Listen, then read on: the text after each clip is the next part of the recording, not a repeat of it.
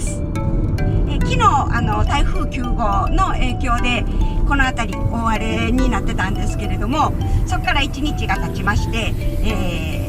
今日だいぶ波が落ち着き出しております。で、今朝も1ラウンド目行ってきまして、南側の南向きのビーチへ行ってきたんですが、波はまあいい感じで残っておりまして、私が楽しいぐらいの波が残っておりまして、ちょうど良かったです。ほんででも朝は満潮の時間帯に行って、あまりそのビーチにはちょっと良くないようなコンディションになる時間だったんですけど、今昼干潮で良くなっているかなとちょっと期待しております。で、サイズがでもどんどんなんか下がっていってるみたいなんで、どうなんでしょうね。そこがちょっと気になるんですが、まあ、朝のサイズが残ってなくても形がもし綺麗になってたら楽しめるんだと思います。それでは行ってまいります。今日も多分最近なんかそのビーチへ行くことが多いので、グーフィ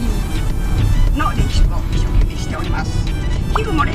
習グーフィーになるのかなと思うんですけど、まあ、波見たり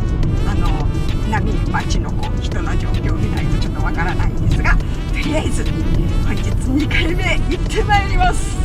1時間は入りたいなと思ってるんですけど、この暑さちょっとやばい。またクラクラクラってなりそうな暑さです。すごいです。もうピーカンなのは嬉しいんですけど恐ろしいですね。それでは、短パン履いて頑張ってまいります。では行ってまいります。よろしくお願いいたします。